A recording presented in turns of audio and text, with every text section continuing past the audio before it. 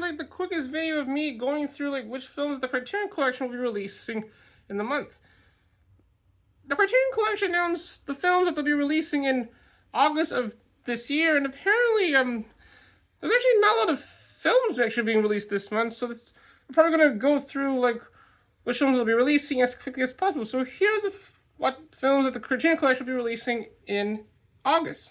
So now on the Criterion Collection's website, and for August, there's not a lot of films apparently like being released this month. I mean, like usually around this time, apparently there are not a lot of films that the Criterion Collection will release, but there are like a few interesting titles apparently in the month. I mean, like, but most of them involving working class protests.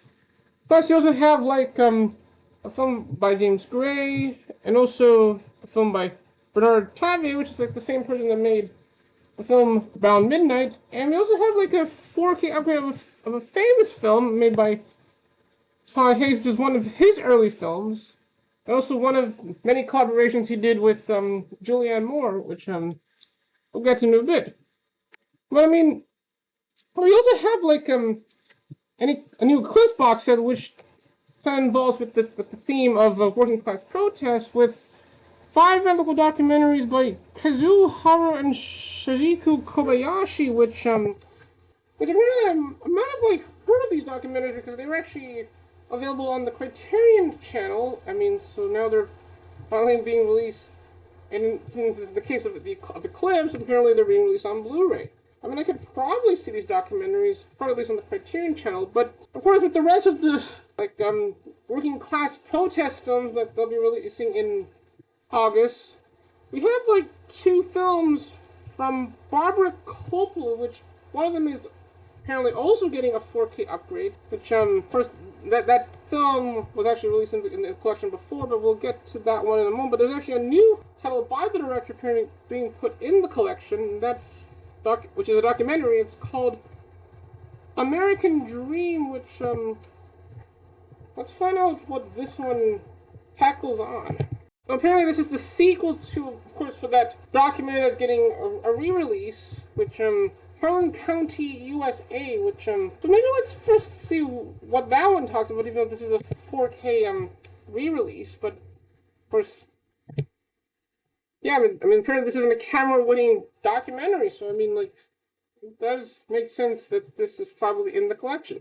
But in Harlan County, USA, Barbara Kopple's Academy Award-winning Harlan County, USA unflinchingly documents a coal miners' strike in a small Kentucky town. With unprecedented access, Kopple and her crew captured the miners' sometimes violent struggles with strike breakers, local police, and company thugs. The haunting soundtrack featuring legendary country and bluegrass artists Hazel Dickens, Meryl Travis, David Norris, Sarah Ogan Gunning, and Florence Reese. The film is a heartbreaking record of the 13-month struggle between a community fighting to survive and a corporation dedicated to the bottom line. So I mean, so let's obviously since this is a re-release, apparently many of the special features in this are probably not new, but in this case, apparently it is a director-approved 4K UHD and Blu-ray special edition, which includes a 4K digital restoration of the documentary, supervised and approved by the person who made the documentary, Barbara Kopple, with uncompressed mono soundtrack. Film not presented with HDR, and the special features are pretty much like the same from the previous, we could say DVD, actually, it was probably first released on DVD and then it was re-released on Blu-ray, and so it includes like an audio commentary by Kopple and the edited the documentary, Nancy Baker, the making of the documentary, including interviews with Kopple, crew members, and some of the strike participants seen in the documentary, outtakes of the documentary, interview with one of the people involved with the soundtrack of it, bluegrass singer-songwriter Hazel Dickens, interview with filmmaker John Sayles. I mean, he has some, and probably the other, like his other collaborators' documentaries are actually in the collection. Upon discussion from the 2005 Sundance Film Festival, featuring Kopple and acclaimed Pulitzer Prize winning film critic Roger Ebert. Of course, half of Siskel and Ebert, and of course we have the same with the 2 thumbs up, 2 thumbs down. The documentary's preview, also subtitles for the deaf and hard of hearing, covered by Eric Skillman.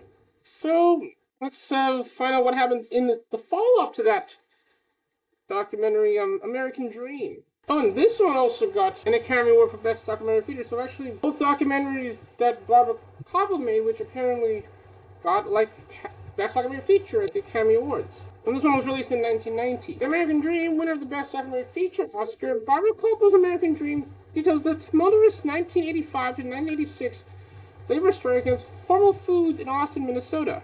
Oh yeah, the company that makes Spam. So first in Harlan County, USA, apparently tackles on coal miners, and this documentary apparently tackles on food processing workers. With dangerous plant conditions and drastic wage cuts, Austin's local P9 went against the advice of its parent union and aided by an activist campaign to damage the meatpacking giant's reputation. Back to the year-long walkout. As the strike dragged on, some workers found themselves desperate enough to cross the picket line, dividing a community already ruled by blockades, riots, and the intervention of the National Guard. Following up her landmark documentary, Harlan County, USA, with another uncompromising report from the trenches of working class America, Kopple captures the human political cost of one of the most significant setbacks to reorganized labor amid the unchecked corporatism of the Reagan era.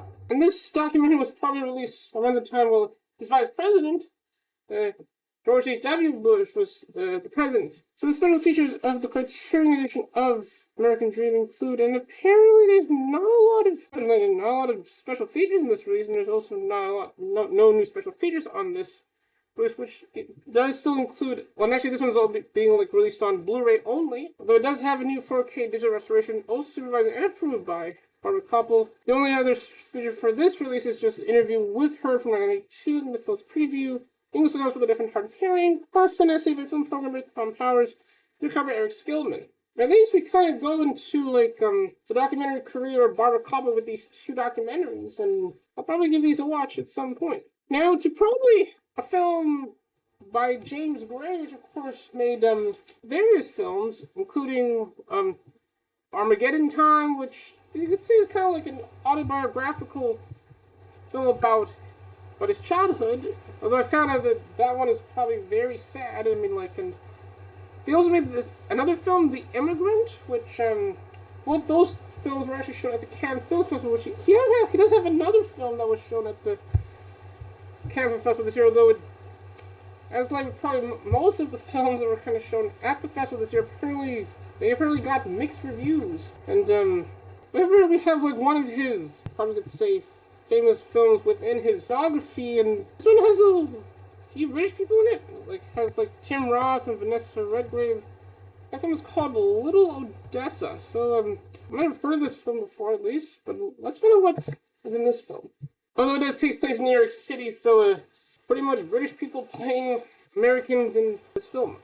Little Odessa. A dull-skinned family tragedy in the form of a gangster drama, the darkly elegant debut feature by James Gray heralded the arrival of a single voice in contemporary American cinema. Oh, this is his first film? Okay, so that kind of makes sense why this is in the collection, but but he's probably going to be involved with the special features of this. Cloak in the shadows of New York's underworld, Little Odessa follows Joshua, a volatile hitman whose latest assignment takes him back to the Brooklyn neighborhood, where he grew up. James Gray, I think he's from the Brooklyn area, which, that's also kind of where, Armageddon Time kind of takes place, so, does take place in his home neighborhood, at least. After his return home, his criminal life collides with the grim domestic world of his abusive father, ailing mother, and loyal teenage brother. Channeling the rotting fatalism of classic noir, Gray, who won the Venice Film Festival's Silver Light at just 25 years old, composed a haunting reflection on violence that begins at home and ripples ever outward. So the special features of the Criterion edition of Little Odessa include new 4K digital restoration, supervised and approved by the person who made the film, James Gray, with 2.0 surround DTS HD master audio soundtrack, the film presenting Dolby Vision HDR, an audio commentary from 2000 on the film, featuring Gray, a making of the film made for French television called Once Upon a Time, Little Odessa, written by David Thompson. It does have a new conversation between Gray and critic and podcaster Sean Fennessy, English subtitles for the deaf and hard of hearing, plus an essay by film critic Glenn Kenny, new cover by Michael Boland. So, at least there's a new conversation between the director and And that, a lot of archival materials, but I mean, this is something I could probably watch at some point. Then we have a film by Bertrand Tavernier with Coup de Torchon, which, so this is probably a gangster film, so what film am I having in this film? With his existential crime thriller, Legend of French Cinema, Bertrand Tavernier transfers Jim Townsend's Harpo novel Pop 1280 into a darkly comic, philosophically provocative exploitation of the brutal and absurd city of colonialism.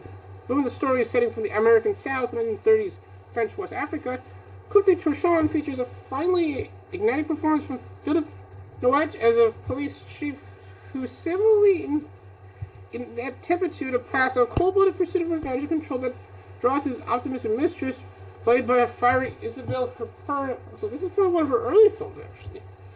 She was probably young in this film. Into an escalating spiral of violence. This chilling revelation, Tavernier plunges even deep into an abyss of madness and corruption, laying bare the decaying soul of empire. This one was released in 1981, so this is probably after he made About Midnight. Let's talk about the special features of the Criterion Collection edition of this film, this is a Blu-ray only. It's like Blu-ray special edition includes a new 4K digital restoration with uncompressed mono soundtrack, and actually, this is actually a re-release, actually. So, it's just pretty much mainly re-releases and a few films involving working class protests and a James Gray film. It has an interview from 2001 from the made the film Bertrand Tavernier, which was probably on the previous DVD release. Although it does have a new interview with critic and poet Robert Till about source novel author Jim Townsend, who wrote the book that inspired the film. I'm making a program about the film, featuring on some footage and interviews with members of the cast and crew, the film's alternate ending, film's previews, new essential translation, plus an essay by scholar Lynn and Higgins, new cover Sean Phillips. So, I mean, for this re-release, it does have a new special feature with kind of talking about the book that the film was based on, but other than that, this is pretty much some of the past special features. But I mean, you'd probably watch this one at some point. And finally, of course, we have, probably maybe one of the re-releases that I'm probably very excited for. I mean, it's Todd Haynes' Safe, which this was a very interesting film when I saw it, which the film talks about a housewife in Pasadena, apparently kind of very worried about her surroundings, and the film does tackle on the environment and kind of how it's kind of impacting daily life. And then of course this is also kind of one of many collaborations between the person that made the film, Todd Haynes, and Julianne Moore, which interesting scene near the end where there's a bit of dancing in it, which was interesting.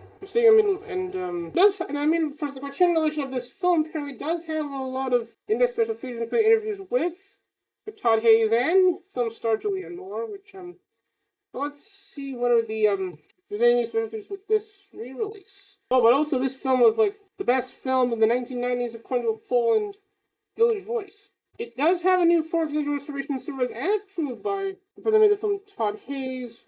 Uncompressed memorial soundtrack. The film presented with HDR. It also does have a new audio commentary with Hayes, film star Julianne Moore, producer Christine Vachon, who of course is the producer on many of his films. Yeah, there's there's more of a conversation between Hayes and Moore. An early short film by the director. And also an interview with Vachon, the film's preview. It also tells with a different art of hearing, plus an essay by critic Dennis Lim, covered by Jason Hardy. So I mean, and that is pretty much what the Criterion Collection will be releasing in August, which pretty much it's a lot of re-releases and few films kind of related with working class protests.